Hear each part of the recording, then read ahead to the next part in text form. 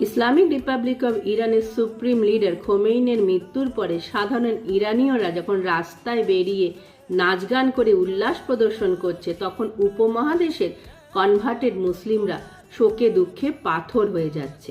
তারা মিছিল বার করছে, ফেসবুকে লম্বা লম্বা পোস্ট করছে যে খোমেইনির সময় ইরানে মহিলারা কত ভালো ছিল, তাতে মর্যাদার কত উচ্চ আসনে বসানো হয়েছিল। খোমেইনির মোল্লাতন্ত্র ইরানের নারীদের কালো বোরখার আড়ালে ঢেকে রেখে তাদের থেকে মানুষ হয়ে বাঁচার সামান্য অধিকারটুকু পর্যন্ত ছিনিয়ে নিয়েছে। ধর্ষণের দায় ধর্ষিতার উপর চাপিয়ে দিয়েছে।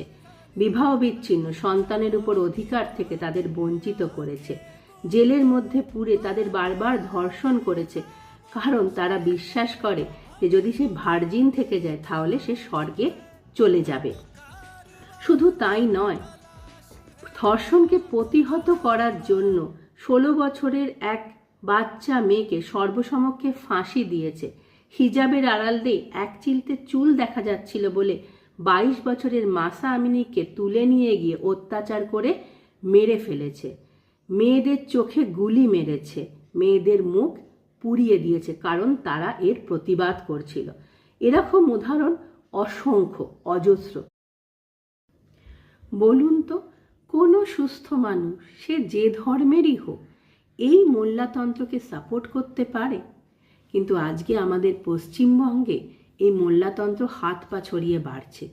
তাই মিউজিক ফেস্টিভ্যাল বন্ধ হয়ে যাচ্ছে, ঠাকুর বিসর্জনে ঝামেলা হচ্ছে। ফেসবুকে একটা খবর বেরিয়েছে যে খোমেইনির বিরুদ্ধে একজন ইউটিউবার কিছু পোস্ট করায় বসিরহাটের মুসলিমরা থানায় গিয়ে এফআইআর করে এবং পুলিশ সেই ইউটিউবারকে অ্যারেস্ট করে।